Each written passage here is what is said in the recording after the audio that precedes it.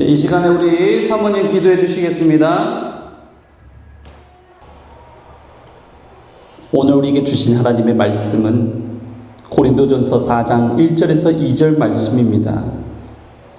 고린도전서 4장 1절에서 2절의 말씀 우리 다 같이 한 목소리로 봉독해 올리겠습니다.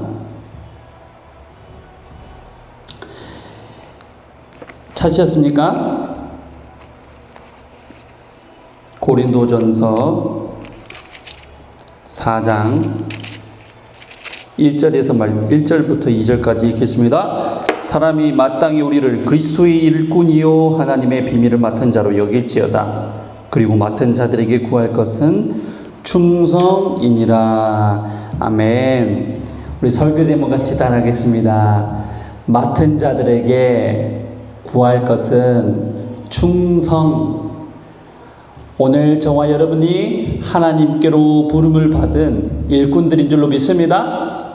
일꾼들은 맡을 것이요 충성 하나뿐이라는 것입니다. 사랑하는 성도 여러분, 우리가 사명을 대하는 태도와 이 깊이는 내가 누군가라는 이 정체성에서 나옵니다. 그 정체성이 사람의 시선이나 사람들이 하는 말이나 판단이나 덧글을 통해서 내 자신이 함부로 결정되는 것처럼 보여요. 그렇기 때문에 수많은 그리스도인들이 오늘날 이 시대를 살아가면서 내가 과연 하나님께로 부름을 받은 사람인가라는 의문을 품게 된다는 것입니다. 오늘 저와 여러분들에게 이 말씀을 통하여서 여러분들은 세상 사람들이 그 기준을 정하는 것이 아니라 바로 왕 되시며 주인 되시는 주님께서 저와 여러분들을 이 자리로 불러주셨다는 이 놀라운 소식을 오늘 시간에 같이 함께 받기를 원합니다. 함께 또 바라봐야 될 것은 뭐냐면 이 바라봐야 될 것은 바로 이 청지기의 정체성과 시선이에요. 하나님께로 받든 그 시선을 간직하지 않는다면 사람의 눈초리와 시선으로 인하여서 우리가 청지기로서의 사명을 감당하기가 어렵습니다. 조선시대의 야사예요. 이 대동야승이라는 이 야사가 있는데요. 영조 때의 판서 이태자 대감 집안의 청지기 선달의 이야기가 전해져요. 들어보셨습니까? 극심한 흉년으로 감옥이 몰락할 위기가 처해져 있는 거예요. 아무리 잘 사는 양반 집안이나 부자의 집안이라 할지라도 풍년이 들면 곡간에 쟁여놓았던 수많은 곡식들과 쌀들이 떨어지게 되겠죠. 그럼 먹을 양식이 부족하니까 잘 사는 집이다 할지라도 이 가문이 몰락할 위기가 처해진 거예요. 주변 사람들은 선달에게 숨겨둔 돈으로 이 대감댁을 사버리고 스스로 주인이 되라고 충동질을 한 겁니다. 그러니까 선달은 뭐예요? 종인데 이 집안의 청지기로서 불려진 물건을 다스리고 또 종들을 다스리고 하라고 맡긴 청지기가 있었는데 이 선달이라는 사람이 그동안 그래도 돈을 제법 모은 모양이에요. 주변 사람들이 너가 속해져 있는 영조 때 판서의 영조 때의 판서 이태자 대감의 거기서 이제 돈이 떨어지고 하면은 뭐 너도 굶어 죽고 그 필요 없지 않느냐 그러면서 이제 이렇게 이제 종용을 한 거죠. 야, 이번 기회에 너가 갖고 있는 사제를 털어서 빚을 내 가지고 그 가문을 사버려라. 그 집을 큰 집을 사버려라. 그래서 이렇게 했는데 그렇게 하지 않았어요. 도리어 자신의 사제를 털면서 빚을 내어서 가문을 지켜낸 줄로 믿습니다. 이 사실이 판서에게 전달이 된 거예요. 그러니까 자신의 집이 몰락하고 어려워지는데 자신의 집을 사가지고 그렇게 할 수 있었음에도 불구하고 그렇게 하지 않냐고 오히려 빚을 내어주면서 그 가문을 지켜낸 거죠. 판서가 감동을 했어요. 그래서 재산의 절반을 내어주면서 독립을 권한 겁니다. 큰절을 했어요. 그랬더니 이렇게 말을 합니다. 대감 소인은 이 집의 주인이 아니라 청지기일 뿐입니다. 청지기의 명예는 주인의 가문이 바로 서는 데에 있지 제 주머니를 채우고 잘 사는 데 있지 않습니다. 이 이야기가 오늘날까지 큰 감동을 주고 있습니다. 오늘 여러분과 제가 읽었던 이 고린도 전서의 상황은 바울을 향하여서 수많은 사람들이 비난하고 헐뜯고 비방하여서 네가 그리스도의 일꾼이 맞냐, 사명자로 사역자로 불려진 게 맞냐, 사도냐? 아니다, 우리는 개바파다, 아볼로파다. 수많은 소문과 비방과 이런 핍박 속에 놓여져 있는데 바울이 오늘 우리에게 권면하는 말씀이 뭐예요? 따라하겠습니다. 맡은 자들이 구할 것은 충성이다. 이 고린도 교회의 비극이 바로 이 청지기 정신을 잊어버리고 시선의 혼란이나 사람들의 말이나 휘두르는 그런 말들로 인해서 자신들의 정치성이 흔들리니까 바울이 권면하고 있는 것입니다. 그들은 화려한 수사학이나 눈에 보이는 성과라는 세상의 가치를 가지고 사역자들을 재단하고 평가한 거예요. 그래서 스스로 판단하면서 이 파벌을 나눠서 싸우고 있는 거예요. 아볼로파다. 나는 개바파야. 나는 행동주의파야. 나는 지적인 말씀주의자야. 나는 은사 아니면 안 돼. 아유, 무슨 말이야. 전도해야지. 이 영적인 어둠 속에서요, 사도 바울은 단호하게 우리의 정체성을 두 가지 단어로 명확히 선언합니다. 따라하겠습니다. 그리스도의 일꾼. 그 다음에 따라하겠습니다. 맡은 자. 그리스도의 일꾼, 맡은 자라는 것을 명확하게 합니다. 이 그리스도의 일꾼이라는 것은요, 휘페테레스. 그러니까 우리가 전함을 이렇게 옛날 고대 시대 때 이렇게 보게 되면은 전함을 어떻게 했어요? 엔진이 따로 있는 것이 아니라 노예들이 그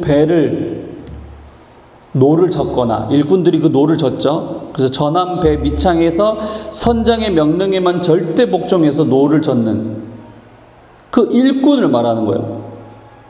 이것이 바로 그리스도의 일꾼과 같은 자세라고 이 단어를 썼다는 것입니다.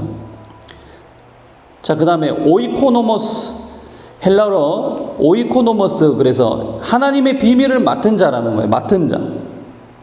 자기 소유는 전혀 없이 오직 주인의 복음을 위탁받은 청지기라는 것입니다. 저와 여러분들이 그렇습니다. 하늘나라로부터 그 받은 은사, 하늘나라로부터 하나님께로부터 받은 사명, 생명, 우리의 건강, 물질들이 하나님께로 맡아진 것이지 우리가 잘났거나 우리가 열심을 통해서라거나 그렇게 해서 된 것이 아니라는 것입니다. 바울은 이 정체성을 선언한 즉시 우리가 구해야 할 최종 결론은 오직 충성뿐이라고 선포하고 있는 줄로 믿습니다.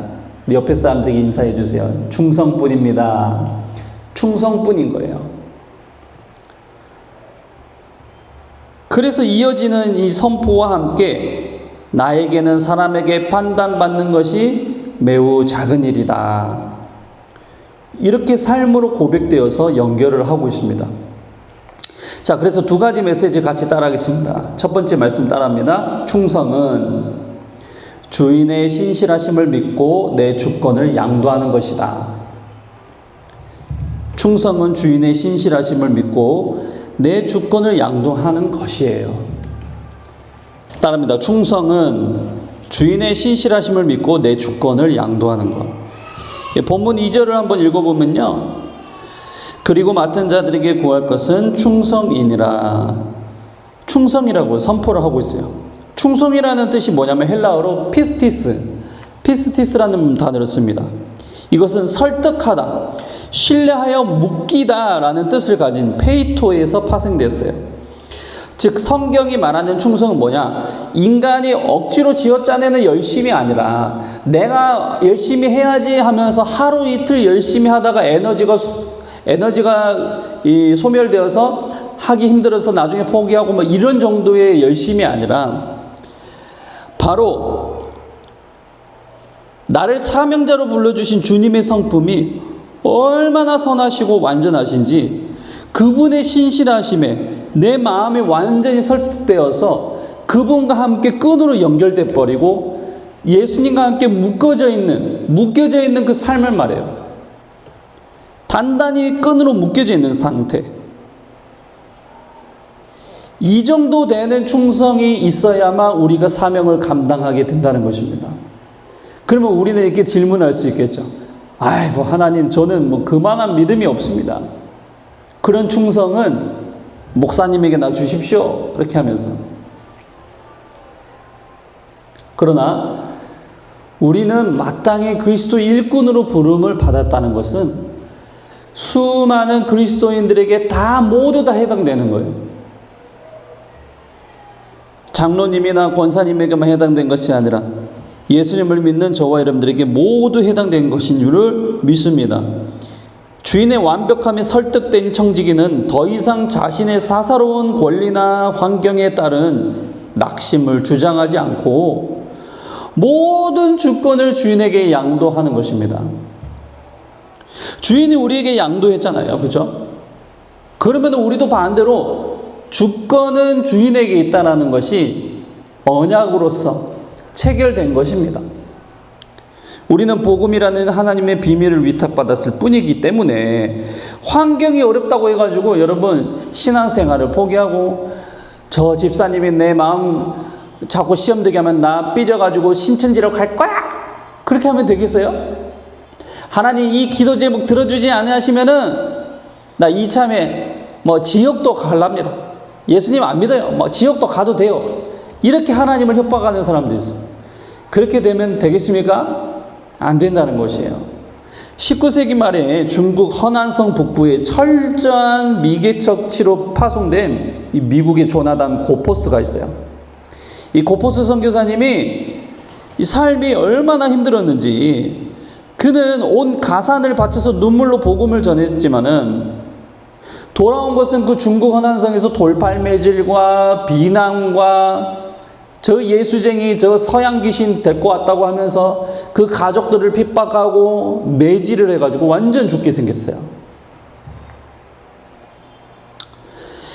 이 의화단의 운동으로 인해서 수많은 그 죽음의 위기에 처해져 있었고 선교는커녕 이 삶조차도 제대로 이어나갈 수 없는 이 현실에 부딪혔습니다. 이 사방에 소망이 없고 사역이 실패한 것처럼 보였어요. 많은 사람들이 그랬어요. 야, 중국에 가서 그렇게 허비할 바에는 고국으로 돌아와라. 또 중국에 있는 많은 사람들이 비방한 거예요. 뭐하러 여기 왔냐? 이 서양 귀신 섬기는 놈아, 떠나가라! 이렇게 하면서. 그러나 그는 하나님의 말씀을 붙잡고 이 본문 말씀 앞에 자신의 삶을 내려놓은 거예요. 성교 일기에다 뭐라고 적었느냐? 하나님은 나에게 허난선 땅의 부흥과 성공의 숫자를 보고 하라고 하지 않으셨다. 오직 그 자리를 지키는 충성을 요구하셨다. 그러니까 우리는 때로는 사역을 하다 보면은, 이 개척교회를 하다 보면 그렇잖아요. 어떤 성도들을 채워나가고 물질을 모으고 이런 거에 급급하다 보니까 우리가 이 자리를 그냥 예배자로서 지키는 그 자체가 어려움이 생길 때가 많거든요. 저 역시 그렇습니다. 개척교회를 하다 보니까 어려워요. 이번 주에도 에어컨 하나 설치하는 것 때문에 골머리를 앓았어요. 이쪽에다 설치를 하냐 저쪽에다 설치를 하느냐, 25평짜리 하나 갖다 놓고 50평을 채워야 되니 힘들다는 거예요. 그래서 사람의 생각으로 이해도 굴려보고, 또 없는 설치 비용이 배로 들어요. 그래서 없는 설치 비용을 어떻게 구하냐, 카드로 해야 되냐, 아니면 월세를 땡겨가지고 이번 달 월세를 못 갚냐, 이제 이러면서 굉장히 마음에 낙심이 됐어요. 그런데 주님께서 이 말씀을 주시면서 어떤 마음을 주시냐면은, 맡은 자들이 구할 것은 물질도 아니고 또 인적 자원도 아니고 바로 충성이라는 것입니다. 저의 마음가짐 자체가 흔들리지 않는 주께로부터 묶여져 있는, 주님과 함께 동일하게 함께 있는 이 마음 그 자체가 묶여졌을 때만이 하나님께 맡아져 있는, 이 사역을 맡겨져 있는 바로 청지기의 바른 자세라는 것입니다.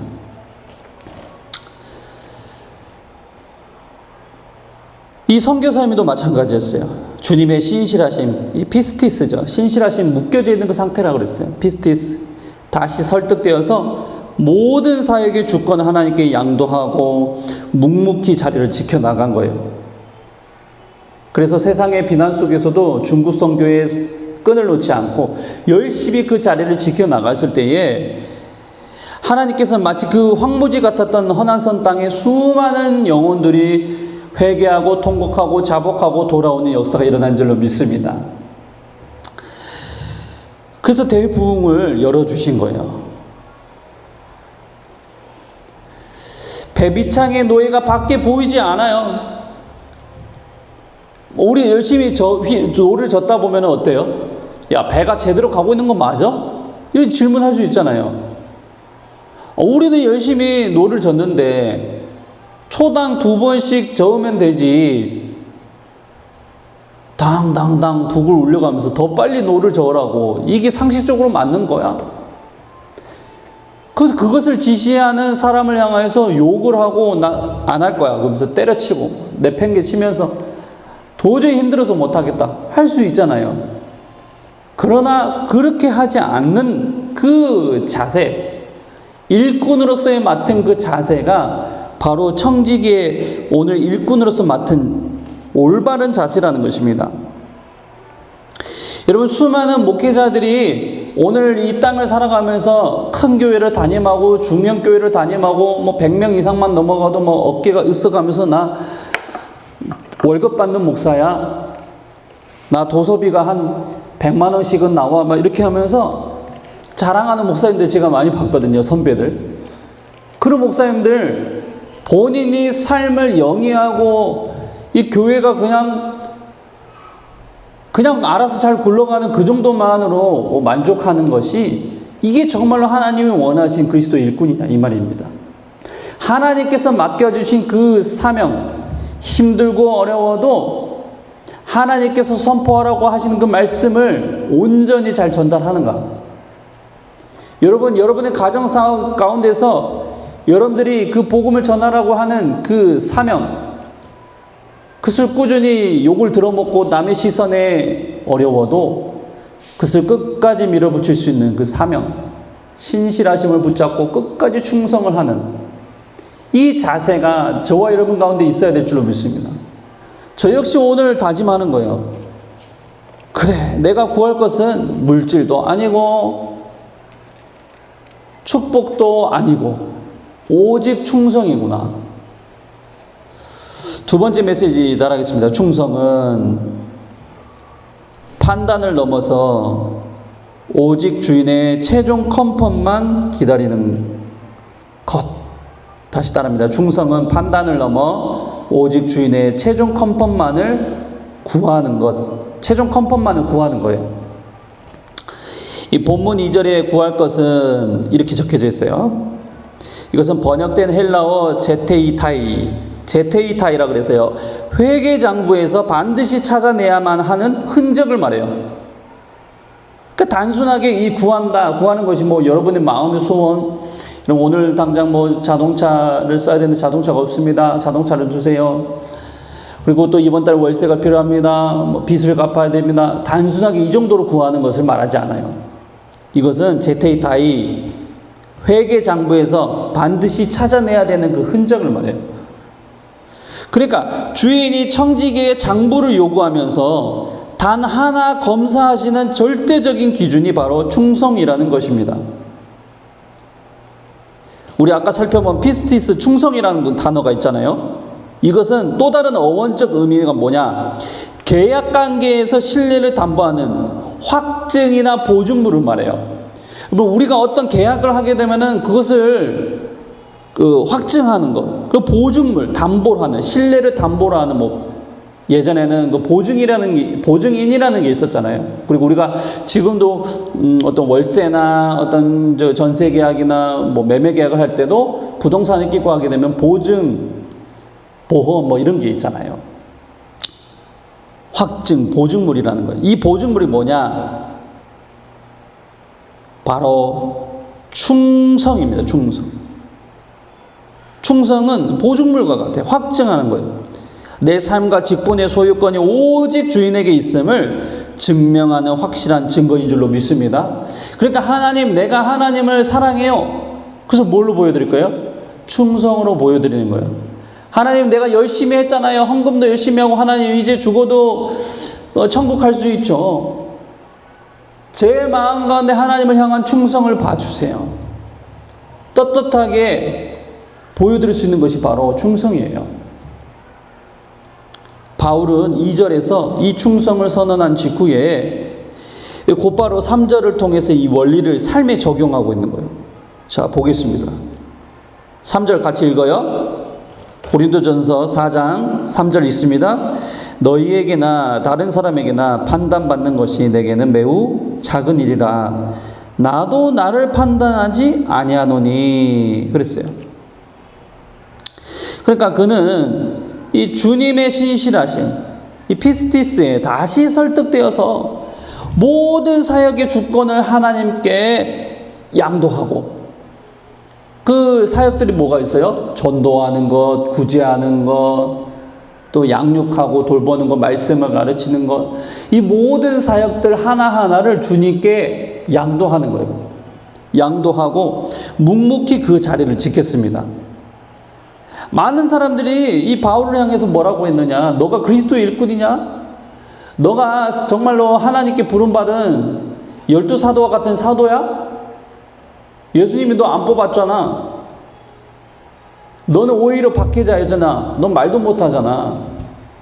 바울 너보다 아볼로가 더 나아, 게바가 더 나아. 이렇게 얘기를 했을 때 그는 그런 비난을 듣지 아니하고, 비난을 들어도 마음속에 담아두지 않은 거예요. 오히려 하나님께 자신의 사역을 내어드리면서 하나님께서 내 사역을 대신하여 주시옵소서.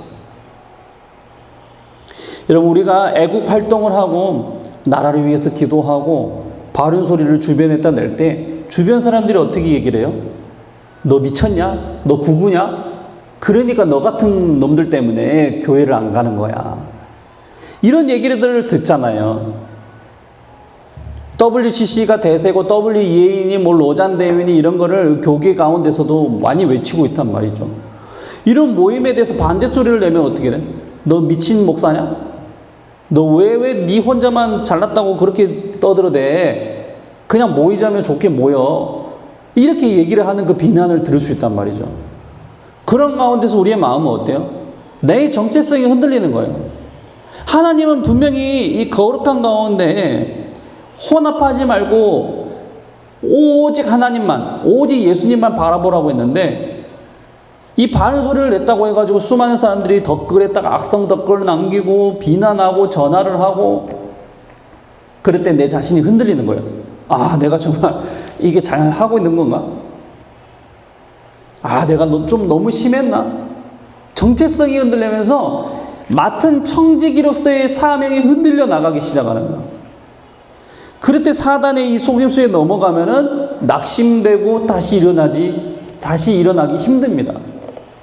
그러나 저와 여러분들은 오늘 이 말씀을 들으면서 사도 바울처럼 마음을 굳건히 잡고 오직 그 피스티스 하신 하나님과 완전하게 신실하게 묶어져서 흔들리지 않기를 주님의 이름으로 축원드립니다. 세상의 소리에 귀를 담지 마세요. 그런 악성 댓글에 마음을 두지 마세요. 사람의 비난과 욕과 핍박이 오히려 우리를 하나님의 사람으로 거듭나게 할 줄로 믿습니다. 우리가 그러나 구해야 될 것은 바로 충성뿐입니다. 자신의 평가를 했던 많은 사람들에 대해서 바울은 그렇게 말하고 있는 거예요. 예전에 한국에 일제강점기 말기에 많이 어려웠잖아요. 그렇죠? 이 보릿고개 넘기기 힘들다 이런 말들이 많았어요. 근데 교회를 개척을 하고 지리산 끝자락에서 교회를 개척했더니 어려운 가운데 개척을 하니까 그런 천막 같은 그런 집에 누가 와가지고 기도를 하겠냐 이 말이죠. 그 목사님이 날마다 기도를 해도 이 도저히 사람들은 오지 않고 또 그렇다고 해가지고 이 제대로 된 건물을 짓기 위해서 건축 비용을 마련하는데 참으로 어려움을 많이 겪었습니다.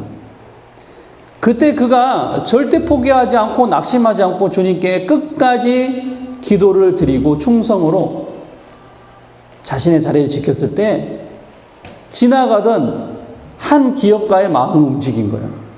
이분도 예수님을 믿는데 어느 날 지리산을 등반을 하다가 허름한 그 교회를 보고 주님의 마음 속에 주님이 이 마음을 주신 거예요. 야, 저 교회를 도와줘라. 저 교회 건축원금을 할 수 있도록 도와줘라. 그리고 네가 장로가 되어라. 이 마음을 주신 거예요. 그래서 이 기업가가 예수님의 그 마음에 순종을 하고 그 교회에 들어가서 목사님께 찾아갔습니다. 이 교회에 가장 어려운 것이 무엇입니까? 제가 이 교회를 건축할 수 있도록 도와드리겠습니다. 그리고 제가 함께 사역을 하기 원합니다. 그러면서 그 교회가 아름답게 지어지고 초대교회의 그 장로님을 통하여서 든든히 서갔다는 말씀을 들었습니다. 수많은 사람들이 이 목사님을 향해서 비난한 거예요. 야, 돈도 없이 무슨 교회를 세우냐. 제가 개척교회를 시작했어요. 우리 사모 너무 잘 알아요. 그 개척교회를 왜 하냐고 도대체. 그죠? 그 말씀 많이 들었잖아요. 그냥 일반 교회도 힘든데 개척교회를 왜 하세요, 목사님? 그 어려운 길을 왜 가시냐고. 그러면서 야, 그냥 하지 마라. 그냥 나가서 돈 벌어라.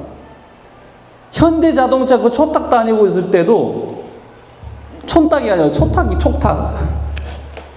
열심히 돈 잘 버니까 다른 데에 취업해가지고 돈 벌면서 우리 아이들 어리니까 그렇게 해라. 야, 사단이 얼마나 저한테 그렇게 유혹을 하고 개척교회 하지 못하도록, 뭐 개척 이전이었지만 개척 이전 예배, 그러니까 무슨 말이냐면 고창에 있는 그 개척교회를 이곳 가운데로 울산 땅으로 제가 갖고 온 거예요. 우리 어머니 돌아가시고 나서 사명을 이어서. 근데 그걸 못하게 하는 거야. 심지어 가족들을 통하여서도 개척교회 왜 하냐고. 목사님들 만나가지고 제가 개척교회 준비하고 있는 목사입니다. 그럼 뭐라 해요? 자꾸 하필이면 그 개척교회를 해야 되냐고.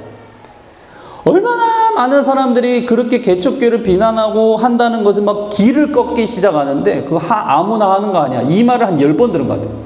개척교회 아무나 하는 거 아니야.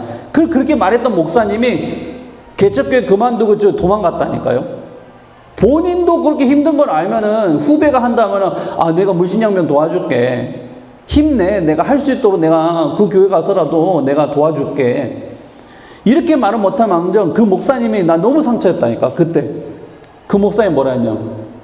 그거 아무나 하는 거 아니야. 교회 상가 처음부터 크게 하지 마. 뭐 이렇게 얘기를 하는 거야.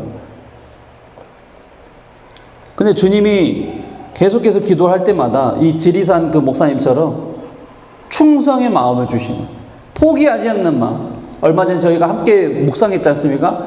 뒤로 물러서지 않는 믿음. 제가 하나님께 늘 고백합니다. 하나님, 제가 나이가 어릴 때 주님께 헌신하고 싶지, 나이가 늦지막히 60대, 70대 돼가지고 그때 가서 선교하겠습니다. 그때 가서 뭐 개척하겠습니다. 이런 목사님들 많지만 저는 그렇게 늦지막하게 하기 싫습니다. 젊을 때 망하더라도 주님께 젊을 때 먼저 헌신해서 바쳐보고 싶습니다. 그리고 꿈을 꿀 때마다 주님 어떤 비전을 보여주시냐면, 수많은 교인들이 함께 나와 주님을 진실된 마음으로 찬양하고 주님의 얼굴을 간구하고 마지막 때에 빛을 발하는 교회를 보여주셔요. 얼마 전에 등록해 주신 우리 주희 지사님께서 우리 사모를 통하여서 그런 간증을 주셨어요. 하늘문교회에 들어갔더니 수많은 성도들이 함께 나와 찬양하는 것을 보았습니다. 아, 그래서 이 교회는 부흥할 것이다 라는 마음을 꿈을 통해서 알려주셨다는 거예요. 그러나 이것은 사람의 행위로나 계사로나 어떤 능력으로 되지 않습니다. 제가 그렇기 때문에 저부터 선포합니다. 하나님께 충성을 다하는 자가 되겠습니다. 때로는 우리가 전함 밑에서 노를 저을 때 힘들어요. 어깨가 빠질 것 같아요. 숨이 턱턱 막히면서 물 한 모금 마실 시간조차 없어요. 여러분의 사역이, 여러분들의 현장이, 여러분의 가정이 그러한 가운데 있을 수 있습니다. 그러나 하나님께로부터 맡은 그 사명을 그만할 때까지 노를 끝까지 저으시기 주님의 이름으로 축원드립니다. 세상의 계산으로는 불가능해요. 그러나 오직 주님께서 보증하심으로, 성령님께서 우리의 사역을 보증하시기 때문에 우리가 사역을 능히 감당할 줄로 믿습니다. 말씀을 맺겠습니다. 사도 바울이 고린도 교회를 향해 던진 이 말씀은 오늘을 살아가는 우리의 모두 심령을 찌르는 거룩한 음성인 줄로 믿습니다. 우리는 내 마음대로 인생을 운전하는 주인이 아니에요. 우리는 그리스도의 핏값으로 사신받은 일꾼이고 가장 가치 있는 복음의 비밀을 위탁받은 영광스러운 천직이 드린 줄로 믿습니다. 교회에서 직분을 감당하다가 혹은 삶의 자리에서 그리스도인으로 살아가다가 사람들의 말에 휘둘리기도 하고 포기하게 되기도 하고 낙심이 와요. 그런 평가 때문에 여러분들이 좌지우지 되지 마시기를 바랍니다. 본문의 흐름과 이 바울의 고백을 다시 한번 기억해 보면요. 첫 번째, 우리는 주님의 완벽하신 성품에 완전히 내 뜻과 전통과 지식과 경험을 내려놓고 오직 주님과 묶여져서 신실한 피스티스를 바라보면서 끝까지 나아가는 충성된 일꾼임을 기억하십시오. 두 번째는요, 우리는 사람에게 판단받는 것을 가장 작은 일로 여겨야 돼요. 사람이 뭐라고 하든지, 야, 네 극우냐, 네 잘못된 기독교인이냐, 이단이냐, 이런 말들에 휘둘리지 말고 오직 하나님께 내가 어떠한 평가를 받느냐, 주인의 최종 확증 컨펌만을 기다리는 저와 여러분들이 되시기를 바랍니다. 그래서 이제 7월 달에 우리가 지나가는데 상반기는 지나갔어요. 상반기로부터 이제 하반기로 갈 때요, 여러분 주님께 컨펌을 받아야 될 줄로 믿습니다. 하나님이 이 사역을 컨펌하지 않으시면 안 됩니다. 하나님, 우리 가정을 컨펌하여 주시옵소서. 그렇게 주님 앞에 충성으로 신실하게 서는 하늘문교회 그리고 위클리 바이블 또 자우기 여러분들 되시기를 주님의 이름으로 축원드립니다. 오늘 시간에 우리 말씀을 생각하면서 같이 기도하겠습니다. 기도할 때 하나님 아버지, 그렇습니다. 하나님께서 우리에게 말씀하신 충성된 일꾼, 이 충성된 일꾼으로서 우리가 아직 역량이 부족하다면 더욱더 능력을 더하여 주시고 오직 신실하게 주님의 손만을 붙들며 나아갈 수 있는 믿음 또한 허락하여 주시옵소서. 아버지 하나님, 우리는 부족합니다. 연약합니다. 날마다 넘어지고 세상 사람들이 그 비난과 평가 속에 흔들리지만 그 흔들림보다 주님을 십자가로 붙드는 그 끈기, 인내, 신실하심을 다시 회복하게 해달라고 오늘 다 같이 충성을 구하면서 주여 한번 부르짖겠습니다. 주여, 아버지 하나님,